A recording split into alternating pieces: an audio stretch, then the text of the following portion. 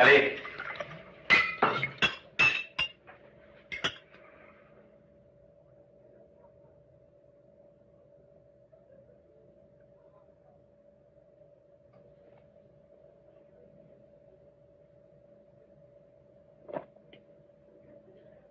Faut reconnaître.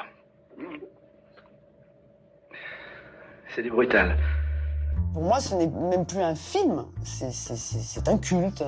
Il y a un vrai culte autour des tontons. Hein. Il y a un vrai culte. C'est un miracle, ces films. C'est une boîte, tu jettes des pépites d'or, ça explose. De temps en temps, le cinéma, ça donne un feu d'artifice incroyable. Et des films qui restent. On est dans le patrimoine absolu, là. Tu sais pas ce qui me rappelle?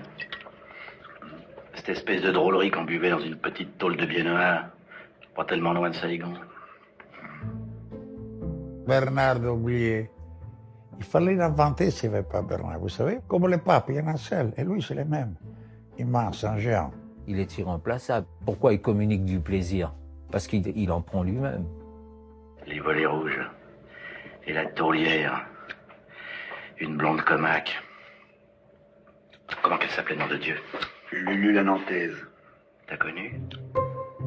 Papa est revenu du studio de Boulogne et il a réveillé ma mère en disant « On vient de tourner la scène du siècle ». Dans la fameuse scène de la cuisine, est-ce qu'ils étaient bourrés? Non. Il n'y a pas eu un verre d'alcool de bu pendant toute cette scène. Je peux vous le garantir. Au départ, les tontons flingueurs étaient plutôt mal engagés. Au début de l'année 1963, pas grand monde ne misait sur ce pastiche de polar, un genre inédit à l'époque. Le directeur des productions de chez Gaumont a dit « Vous savez, on n'y croit pas, on a déjà engagé des frais, donc on va le faire. Mais si ce n'était que moi, je ne le ferais pas. » C'était vraiment un pari immense, parce que personne n'aurait parié en dessous sur nous. Il croyait à un film, il le faisait du mieux possible. Ils prenaient au sérieux leur travail, mais ils ne se prenaient pas au sérieux. L'esprit du film, c'était une rigolade ensemble. On s'amusait beaucoup, énormément. Chacun de nous regardait l'autre, puis tout à coup, on dit que tu as mal joué. Arrête-toi, espèce de con. Et c'est ça qui fait la force des tontons flingueurs. C'est cette tendresse, cette amitié, cet humour qui traverse l'écran et qui touche le spectateur.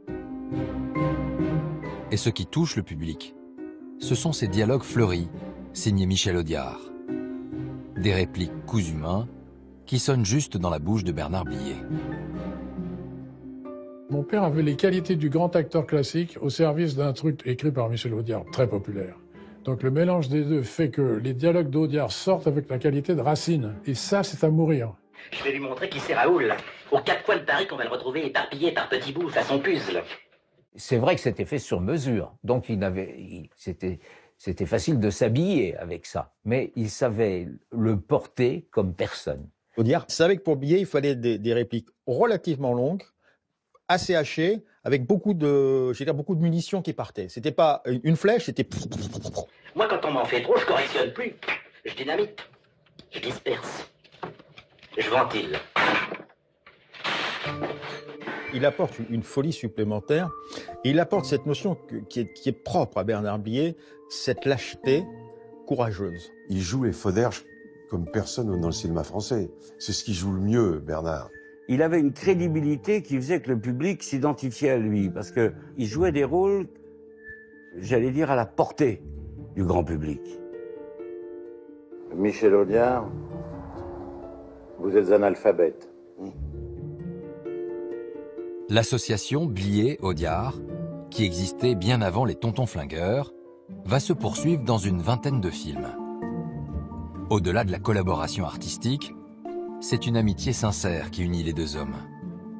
Une camaraderie que l'acteur et le dialoguiste n'hésitent pas à mettre en scène à la télévision dans cette parodie d'interview.